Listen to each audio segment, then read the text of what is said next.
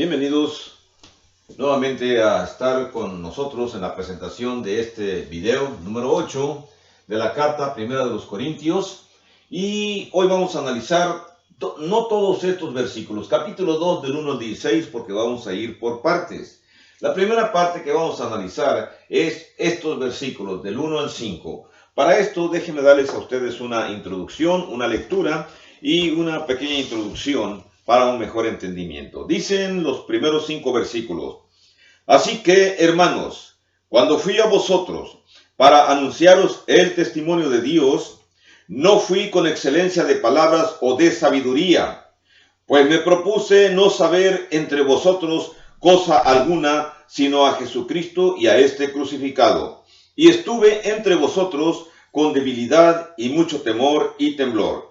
Y ni mi palabra ni mi predicación fue con palabras persuasivas de humana sabiduría, sino con demostración del Espíritu y de poder, para que vuestra fe no esté fundada en la sabiduría de los hombres, sino en el poder de Dios. ¿Qué significan estas palabras que Pablo está diciendo?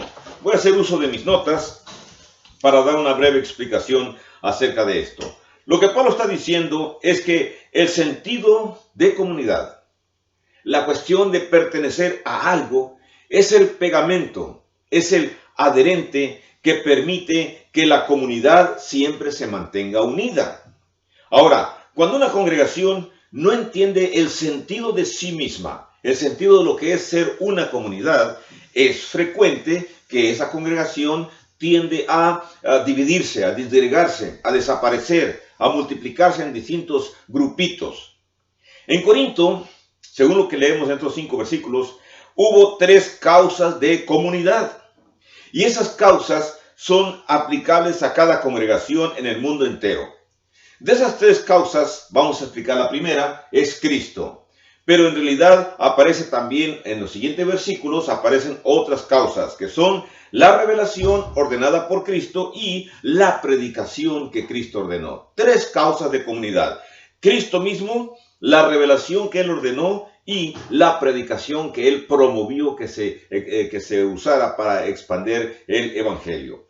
Estos 3 puntos que acabo de mencionar indican que una comunidad verdadera no comienza, fíjense bien, suena extraño, no comienza en el momento en que se bautisma la persona, sino que una congregación nace primero en la imaginación. Vuelvo a repetir, los 3 puntos mencionados, Cristo, la revelación y la predicación, nos indica que son los elementos formativos, los elementos con los cuales se inicia una comunidad. Entonces la comunidad no se inicia en el momento del bautismo de la primera persona, sino que la congregación se inicia primero en la mente, en la imaginación. ¿De quién? Del predicador, del misionero, del evangelista, fundador de esa nueva congregación. Él es el que primero tiene que imaginar la colectividad, el grupo de personas que van a tener diferentes culturas, van a tener diferentes lenguas si es posible, van a tener distintas personalidades, van a tener distintos talentos, distintos pecados o distintas vidas pasadas. Así que una comunidad comienza primero como el aliento, el anhelo, el deseo de un predicador, de un evangelista, de un misionero, porque él es el que va a ir a formar a esa comunidad. Yo sé que suena extraño todo esto, pero no importa. Usted nada más tome lo que estoy diciendo, tome lo que considere positivo, lo que considere que no es para usted, no lo tome, no es obligación. Podemos exponer la palabra, todo el mundo podemos exponer la palabra. Ahora bien, eso significa que en todas las comunidades, hay muchas comunidades de distintos nombres, pero especialmente la comunidad de Dios, la iglesia de Cristo, debe de ser para el predicador, debe tener para el predicador una importancia especial. En primer lugar, el ministro, el evangelista, el predicador que va a iniciar una congregación, debe poner eso como su meta, como su propósito, como su gran visión de vida, como una razón de existir que tiene el evangelista. Cuando un evangelista, un predicador, un misionero se lanza a la aventura de formar una congregación, pero no lleva esa visión, no lleva esos deseos, no lleva esa razón, no lo tiene como meta, como propósito en su vida, va a fracasar. Se requiere entonces que el evangelista, el predicador, el misionero que va a formar una nueva congregación, tome durante toda su vida esa misma meta. Nunca va a acabar en su vida de estar formando y conformando esa congregación. Ese es el propósito de su vida. Esa es la gran visión que se va a poner en sí mismo. Si usted anhela formar una congregación, pero si no tiene la visión, si no tiene usted eso como meta, como un propósito en su vida, y usted nada más se considera un trabajador de la iglesia que va a trabajar a una congregación, bueno, usted tiene entonces un propósito diferente. Mi mensaje puede estar dirigido a aquellas personas que tienen el gran deseo, la gran visión, la gran misión de formar una congregación. Por eso, antes de que la congregación se forme físicamente, la congregación primero se va a formar en su mente, en la mente del evangelista, en la mente del predicador. Esto significa que si entonces usted, como predicador, como evangelista, tiene esa gran visión, entonces la visión que usted como predicador tenga va a ser la culpable, vamos a usar esa frase, va a ser la culpable de que usted haga diseños, de que usted haga planes para esa comunidad, de que usted haga proyectos, de que usted dibuje, de que usted haga su plan de trabajo para esa comunidad, para desarrollarla en 10, 15 o 20 años. No es para desarrollar en un año. Ninguna congregación se va a formar en un año total y completamente. Es un proceso largo y a veces doloroso, pero es necesario que el predicador, el evangelista que va a formar la congregación no claudique. Ahora, ¿qué clase de diseño va a ser el predicador? Lo que va formando en su mente lo tiene que transferir al papel. En alguna oportunidad presentaré a ustedes cómo se forma una congregación, un proyecto de cómo se forma una congregación, con diseños, con planes, con proyectos que al menos mi esposa y yo realizamos allá por el año 1991. Y bueno, seguimos paso a paso nuestro sueño y lo llevamos a la realidad. Por eso, en forma breve, vamos a presentar lo que Pablo está diciendo de las causas que forman una comunidad. ¿Qué es lo que hace que se forme una comunidad? Comenzamos entonces con este primer punto. La primera causa, Cristo Jesús. Si usted observa, tengo aquí un diseño tipo pirámide. Ahorita voy a explicar por qué. Miren, si Cristo Jesús es el origen de una comunidad, entonces eso indica que la comunidad que usted va a formar, hermano predicador, hermano evangelista, hermano misionero, la comunidad que usted va a formar o que ya está formada, es una comunidad que tiene un origen, fíjese bien, no humano totalmente, tiene un origen divino. Primero la comunidad donde usted está, si usted la formó, esa comunidad que se formó primero en la mente de Dios, después en la mente de usted y después físicamente en el área donde se haya establecido. Por lo tanto, el origen de cada comunidad nueva, de cada congregación que comienza de cero, es una comunidad cuya sobrevivencia no depende realmente del hombre que la formó o de los hombres que la van a conformar. Esa sobrevivencia corresponde a Dios, porque la causa de la formación de una comunidad de la Iglesia de Cristo no es terrenal. Y vamos a analizar para esto el primer versículo. El versículo número 1, cuando Pablo dice, en el verso 1, cuando dice, así que hermanos, cuando fui a vosotros para anunciaros el testimonio de Dios, no fui con excelencia de palabras o de sabiduría. Esto que Pablo está diciendo, cuando dice que no fue con excelencia de palabras o de sabiduría, indica que lo que hizo Pablo fue tomar la percepción de Dios, lo que Dios le había indicado cómo se forma una congregación y entregarla, diseñarla y entregarla a la gente a la cual fue convirtiendo para formar la congregación. La formación, la manera en que Pablo tomó la información de Dios, para nosotros puede ser difícil de entender. Pero esa información, esa percepción de Dios es muy diferente a la percepción que nosotros tenemos como humanos. Pablo incluso no pudo saber o no sabía totalmente el alcance de sus palabras. Por eso él dice, Dice en el verso 1, no fui con excelencia de palabras o con excelencia de sabiduría. ¿Cómo fue Pablo entonces a formar las congregaciones que formó de acuerdo a la historia del libro de los Hechos del Nuevo Testamento? Fue y únicamente predicó las palabras que Dios le dijo que predicara. Y Pablo nunca sabía, nunca supo si esas palabras iban a producir el gran resultado que produjo. Como cualquier evangelista, como cualquier misionero, vamos y presentamos el plan de Dios. Y de acuerdo al diseño que llevamos, seguimos trabajando. Y cuando hay resultados que nos asombran a nosotros mismos y decimos, caramba, yo no sabía que tenía esa capacidad. No es tanto nuestra capacidad, es lo que Dios ha puesto dentro de nosotros para que nosotros lo retransmitamos a otras personas. Otro punto importante esto, miren, cuando Pablo dijo, estuve entre vosotros con debilidad, con temor, con temblor. Voy a leer el verso 2 y el 3.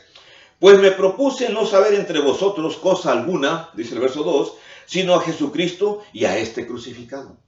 Cuando Pablo no va a hablar de nada más.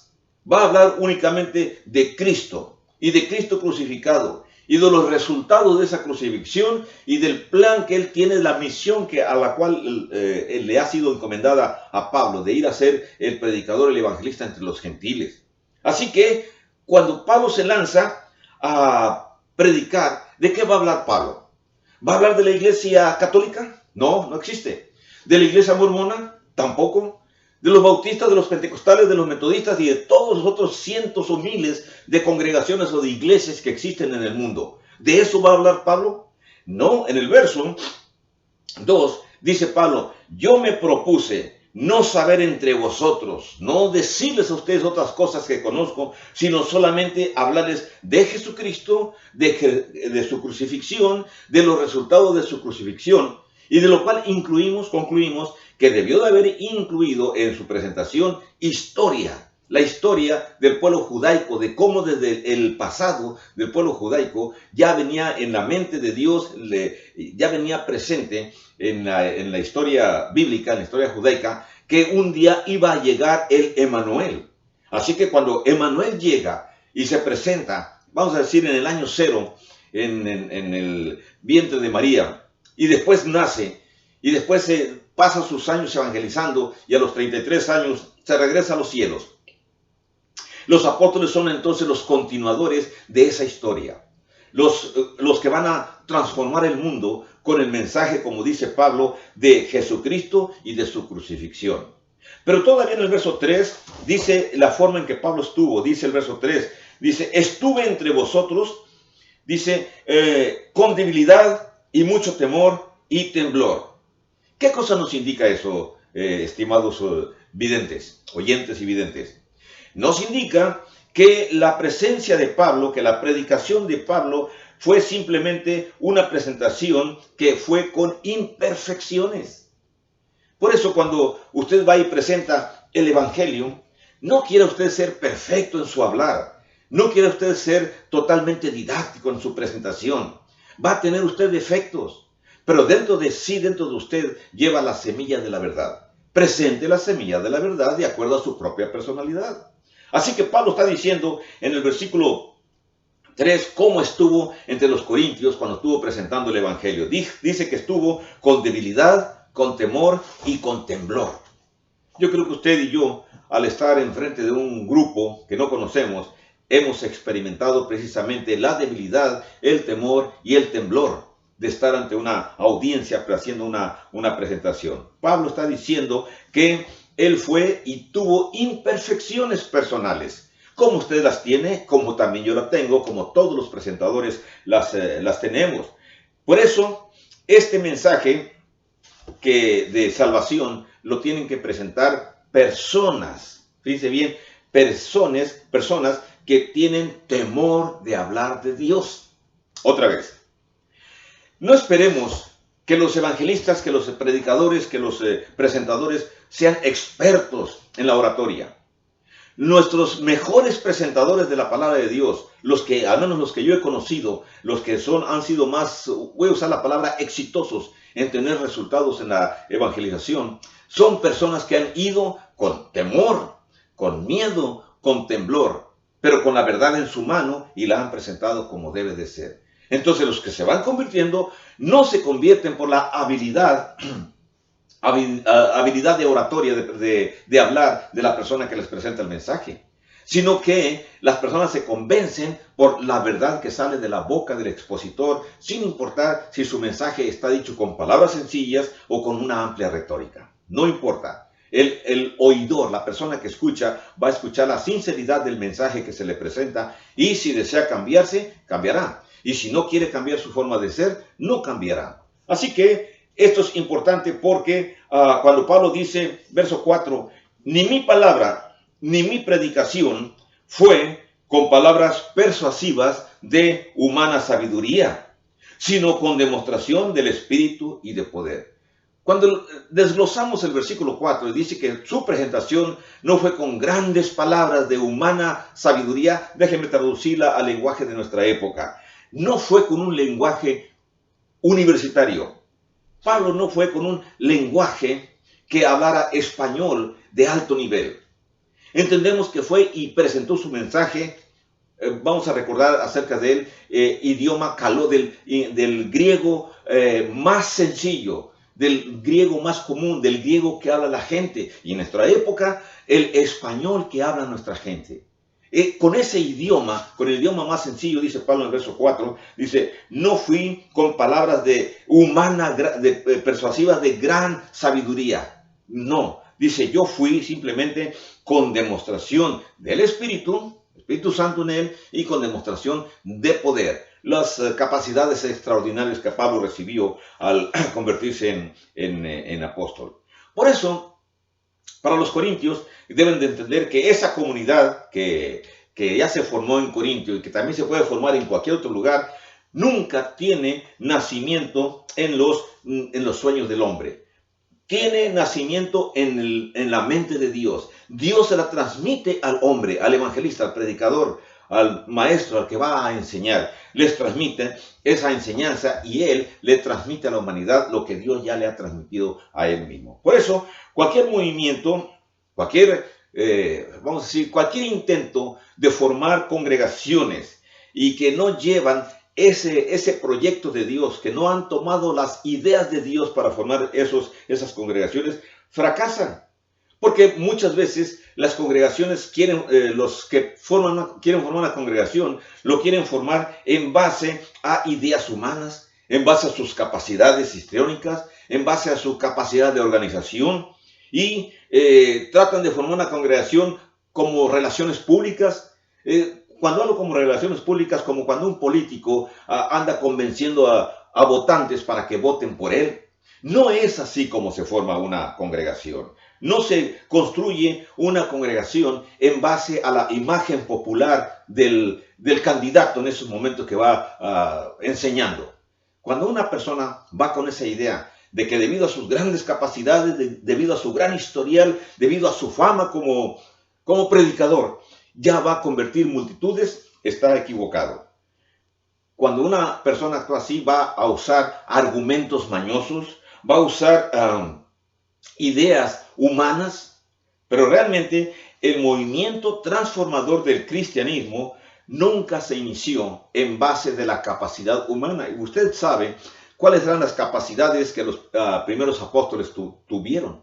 Humildes pescadores, personas muy sencillas, con bajo conocimiento académico, a excepción de Pablo, que estudió a los pies del famoso maestro de los rabinos de la época.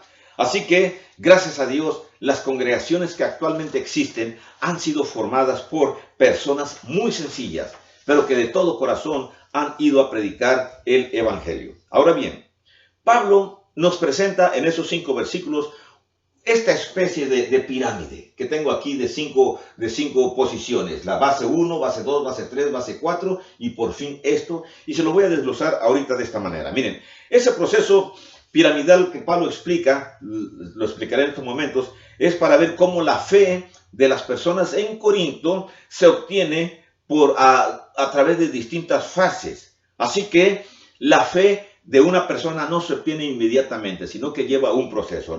Pablo nos explica lo primero en el versículo 2. En el versículo 2 él dice, Me propuse no saber entre vosotros cosa alguna, sino a Jesucristo y a este crucificado. Entonces, la primera fase es mostrar a Jesucristo. No vamos a hablar de nuestros logros, sino de Jesucristo, según dice en el versículo 2, que es la manera en que Pablo inicia su predicación, inicia su presentación. La segunda parte, después de que Pablo inicia su presentación hablando de Jesucristo, ahora va a hablar de lo que él realizó para que se llevara a cabo esta acción. Y el mismo versículo 2 dice, me propuse no saber entre vosotros cosa alguna, sino de Jesucristo, o a Jesucristo, y a este crucificado. Entonces la segunda parte más importante es hablar de la crucifixión. Cuando Pablo menciona esto, crucifixión, crucifixión, no me acuerdo cómo es exactamente, crucifixión. Bueno, perdón por el error ortográfico. Cuando Pablo está diciendo eso en el versículo 2 y dice que quiere hablar nada más de este crucificado, entonces esto es la segunda base del crecimiento de una congregación. El mayor problema humano se encuentra resuelto en Cristo. ¿Cuál es el mayor problema de los humanos? Nuestro pecado, que nos va a llevar a la perdición. ¿Dónde se resuelve nuestro problema? En la crucifixión de Cristo Jesús. Nuestro Señor Jesús es crucificado, el Señor Jesús es entregado por nuestros pecados, y entonces el pecado de usted y los pecados míos que nos pueden llevar a la perdición son borrados, son perdonados, son puestos en las espaldas de nuestro Señor Jesucristo, y Él es crucificado, Él es muerto por nuestros pecados. Así que su problema ya se resolvió y el mío también. Nada más que tenemos una diferencia. Si usted no es cristiano, su problema ya se resolvió. Solamente falta que usted acepte esa resolución. Si usted no acepta esa resolución, aunque ya esté resuelto su problema, usted se irá a la perdición si no acepta el Evangelio, si no acepta este sacrificio de nuestro Señor. La tercera fase, Pablo habla en el versículo 4, un tercer punto. Dice, ni mi palabra ni mi predicación fue con palabras persuasivas de humana sabiduría, sino con demostración del Espíritu y de poder. Entonces Pablo nos está diciendo que él tuvo que hacer una demostración de poder. Voy a poner aquí la palabra del Espíritu. ¿Cómo puede Pablo, el versículo 4, cómo puede Pablo hacer esa demostración del Espíritu según nos habla en el verso 4? ¿Cómo puede hacerlo? Bueno, él tiene capacidades que le fueron dotadas por nuestro mismo Señor Jesucristo. Y es capaz de realizar milagros a los ojos de aquellas personas que lo están observando, están oyendo. Pero nosotros tenemos otras capacidades. El Espíritu Santo mora en nosotros, en los evangelistas que vamos a predicar el Evangelio. Así que ya no hacemos milagros. Es una tontería cuando personas dicen que realizan ciertos milagros. No son milagros. Los evangelistas, los predicadores, no realizamos milagros. Vamos a convencer a las personas con las palabras que hablemos, pero no somos nosotros. Nosotros somos los transmisores humanos nada más. Realmente Dios es el que los transforma a las personas, cambia a las personas cuando oyen el mensaje correctamente explicado. Así que la tercera fase de Pablo para que la fe de los corintios sea demostrada es primero dar testimonio de la veracidad de Cristo. ¿Cómo dio testimonio Pablo? Con el poder del Espíritu. Y por una fase más, miren, en el verso 5 se encuentran unas palabras que son importantes para nosotros. Dice el verso 5, para que vuestra fe no esté fundada en la sabiduría de los hombres, sino en el poder de Dios. O sea, Pablo tenía un objetivo, para que la fe estuviera fundada no en la explicación de los predicadores, sino en el poder de Dios. Así que la fe de los corintios y la fe de cualquier persona sigue este proceso. No esperemos que a las primeras palabras que le hablemos a una persona inmediatamente obtenga fe. La fe es un proceso, es vamos a decir, una bendición que se obtiene a través de un largo proceso, en la cual el evangelista le habla de Jesucristo, le habla de la razón de la crucifixión de Jesucristo, de la historia de Jesucristo, le habla y le demuestra con sus acciones el predicador de que vive esa fe, y cuando por fin la persona llega a ser convertido y tiene fe, llega a tener fe en el Señor, es gracias al poder de Dios, según dice el versículo 5. Para que vuestra fe no esté fundada en la sabiduría de los hombres, sino en el poder de Dios. La fe actual de los nuevos cristianos no va a estar fundada en la sabiduría del predicador, la sabiduría del evangelista, la sabiduría del expositor, sino que la fe tiene que estar fundada en el poder que Dios tuvo y tiene y seguirá teniendo hasta el fin del mundo, sobre todo al resucitar a nuestro Señor Jesucristo y llevarlo a estar con Él a la derecha. Y los apóstoles van a proclamar esa verdad. Voy a continuar hablando acerca de las causas de la comunidad, faltan 2, en el siguiente video. Por lo pronto, bendiciones para ustedes en esta presentación. Que la pase usted bien.